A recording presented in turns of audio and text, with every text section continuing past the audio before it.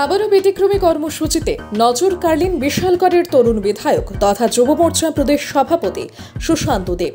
বুধবার ছিল বিশ্ব পরিবেশ দিবস। পরিবেশ দিবসে রাজ্যের বিভিন্ন স্থানে বৃক্ষরোপণের মধ্যে দিয়ে উদযাপিত হয় দিনটি, কিন্তু সুশান্ত দেব হাঁটলেন অন্য পথে।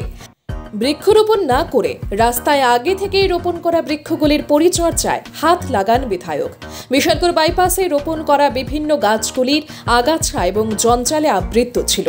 বুধবার দলীয় কর্মীদের সাথে ঝোপঝাড়গুলি পরিষ্কার করে বৃক্ষগুলিকে বেড়ে উঠতে অনুকূল পরিবেশ তৈরি করে দেওয়া হয়। শুধু বৃক্ষরোপণ করলেই চলবে না, প্রতিটি গাছের পরিচর্যা করে সঠিকভাবে বেড়ে উঠতেও দায়িত্ব গ্রহণ করার আহ্বান রাখলেন সুশান্ত দেব।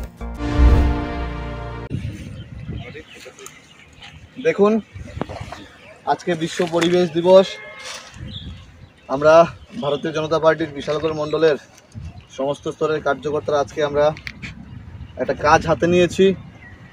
বিশালগড়ের বাইপাস এলাকার যতগুলো বৃক্ষরোপণ করা হয়েছিল, সেই বৃক্ষের দেখুন আগাছায় কী অবস্থা, বৃক্ষগুলোকে সঠিকভাবে বড় হতে দিচ্ছে না।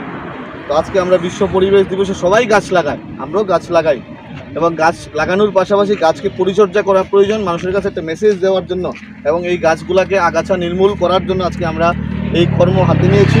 আজকে আমরা সারাদিন ব্যাপী এই কার্যক্রম করে যাব, এবং দেখুন গাছের কী অবস্থা। আজকে আমরা এটার এই গাছগুলার আজকে পরিচর্যা করবো এবং আগাছা পরিষ্কার। প্রথমে বলছিলাম, আগাছা পরিষ্কার করার পরে গাছটা একটা পুনর্জীবন পেয়েছে, শ্বাস নিঃশ্বাস ফেলার একটা সুযোগ পেয়েছে।